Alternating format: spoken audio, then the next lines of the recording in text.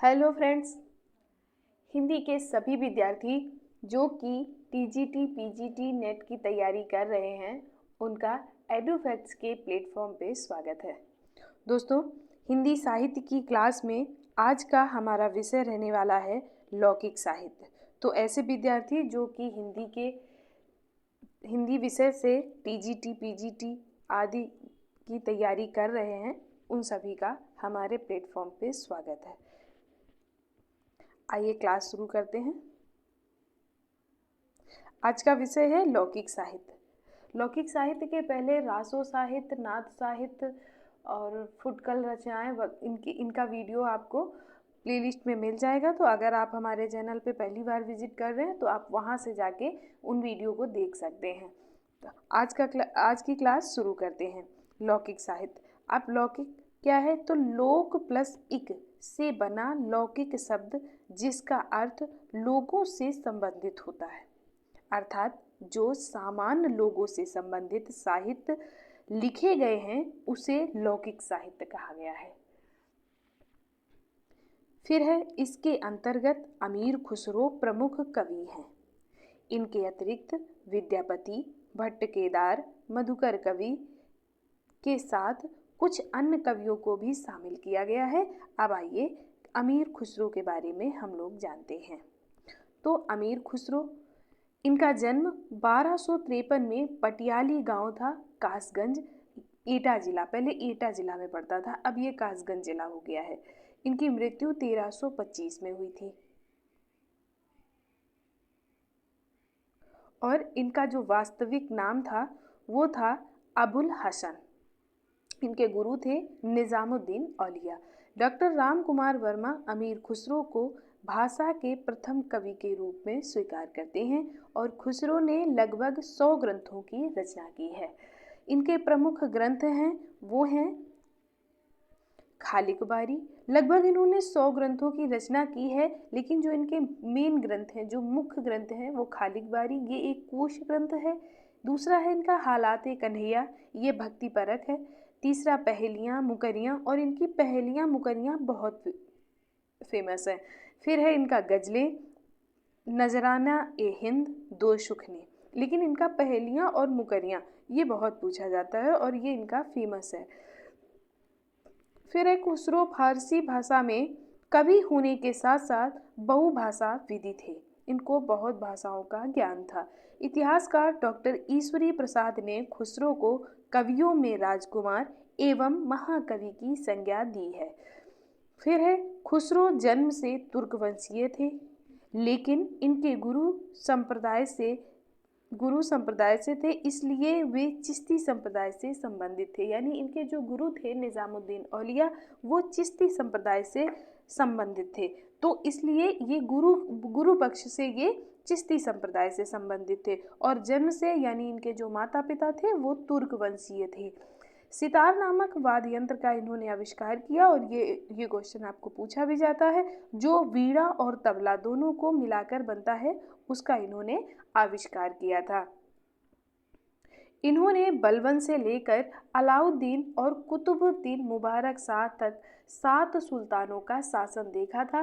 ये भी क्वेश्चन पूछा जाता है कि इन्होंने कितने सुल्तानों का शासन देखा। तो बलबन से शुरू होता है, यानी ये बलबन के भी दरबार में थे, और उसके बाद में चलते चलते जो लास्ट सुल्तान थे मुबारक शाह, उनके शासन तक ये रहे और दरबार में रहे। और दरबार में रहकर ही, इन्हीं सुल्तानों के दरबार में रहकर इन्होंने रचनाएं भी की।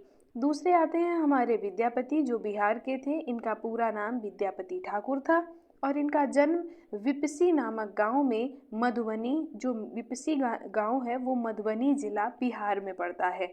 इनका उपनाम जो था वो था मैथिल कोकिल। ये शैव संप्रदाय से संबंधित थे और श्रृंगार एवं भक्ति के साथ साथ रहस्यवादी कवि थे।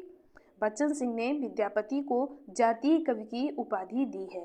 दोस्तों, ये आप नोट करते जाइए ताकि आपका एक अच्छा नोट्स तैयार हो जाए और बाद में आपको याद करने में भी सुविधा रहेगी।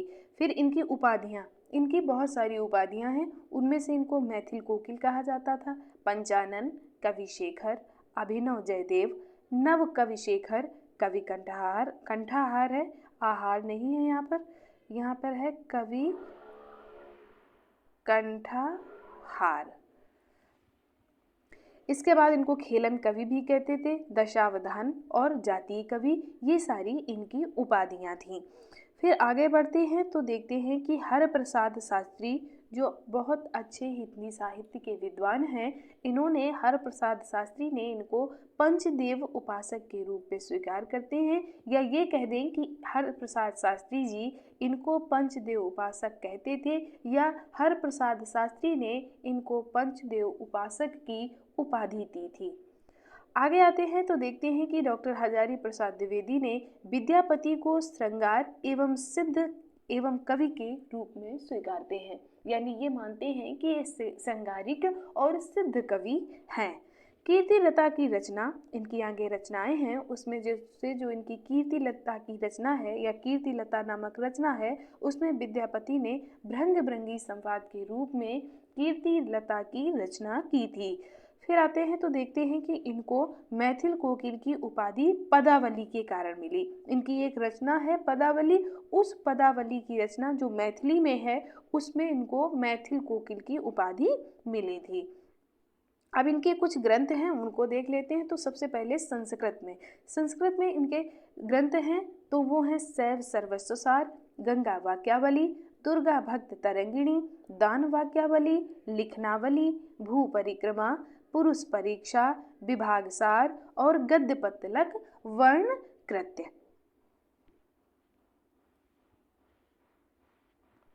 फिर अभी हमने जो देखी वो संस्कृत में इनकी रचनाएं थी। उसके बाद इनकी अवहट्ट में रचनाएं देखते हैं। तो अवहट्ट में इनकी 2 रचनाएं थी। एक तो कीर्ति पताका जो प्रकाशित ही नहीं हुई अभी तक। इसमें इन्होंने शिव सिंह की वीरता का परिचय दिया। ये 2 राजाओं के दरबार में रहते थे, शिव सिंह और कीर्ति सिंह, और ये दोनों भाई थे। तो शिव सिंह की वीरता का परिचय इन्होंने कीर्ति पताका में किया है, लेकिन ये अभी तक प्रकाशित नहीं हुई है। और ये पूछा जाता है कि इनकी एक रचना, क्योंकि इसमें ये जो रचना है इससे इनको काफ़ी प्रसिद्धि मिली थी, लेकिन ये प्रकाशित नहीं हो पाई।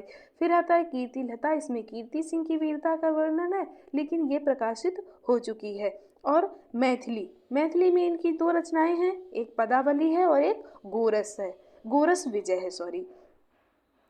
फिर आगे देखते हैं कि कीर्तिलता एक प्रबंध काव्य है और ऐतिहासिक महत्व का इसमें वर्णन किया गया है। और शिव सिंह ने अभिनय जयदेव की उपाधि धारण की थी। विभाग सार नामक ग्रंथ में उत्तराधिकार एवं दाय भाग के बारे में वर्णन किया गया है। इनका एक विभाग सार ग्रंथ है, उसमें उत्तराधिकार का वर्णन है और दाय भाग के बारे में वर्णन किया गया है। फिर आता है कि विद्यापति को श्रृंगार भक्तवादी कवि के रूप में जाना जाता है, क्योंकि इनकी जो ज़्यादातर रचनाएं हैं वो श्रृंगार परक रचनाएं हैं, इसीलिए इनको श्रृंगारवादी कवि माना जाता है। अब इनकी नहीं कुछ और अन्य लौकिक साहित्य हैं, उनके बारे में भी देख लेते हैं। तो अन्य लौकिक साहित्य में आता है भट्ट केदार, जय मयंक जस चंद्रिका। फिर मधुकर कवि, उन्होंने जय मयंक जस चंद्रिका, भट्ट केदार जो थे उन्होंने जयचंद्र प्रकाश की रचना की, और जो मधुकर कवि थे उन्होंने जय मयंक जस चंद्रिका की रचना की थी। ढोला मारूरा दोहा, ये जो रचना है ये मूलतः लोक भाषा में है। इसमें राजकुमार ढोला और राजकुमारी मारवाड़ी के प्रेम का वर्णन किया गया है। इसके संपादक सूर्यकरण पारीक और नरोत्तम स्वामी हैं। इसके मूल कवि के रूप में कल्लोल को माना जाता है कि इसके जो मूल कवि हैं वो कल्लोल कवि हैं, और 17वीं शताब्दी में कुछ चौपाइयों को जोड़कर कवि कुशल राय ने इसे विस्तारित किया था। फिर है वसंत विलास, एक ये रचना है वसंत विलास। वसंत विलास 84 दोहों में रचित एक श्रृंगारिक काव्य है। इसमें वसंत ऋतु तथा वसंत ऋतु में स्त्रियों के विलासपूर्ण जीवन का सुंदर चरित्र देखने को मिलता है, और इसके जो कवि हैं वो अज्ञात हैं। तो दोस्तों ये थी आज की हमारी क्लास लौकिक साहित्य की, और अगर इसके आगे की क्लासें आपने नहीं देखी हैं तो वो आप प्लेलिस्ट पे जाके देख लीजिए। और आपको क्लास कैसी लगी है, तो अगर अच्छी लगी है तो आप लाइक करें। अन्य विद्यार्थी जो टीजीटी की तैयारी कर रहे हैं उनको शेयर करें। और आपको कैसा लगा पढ़ के ये हमें कमेंट में बताएं। धन्यवाद।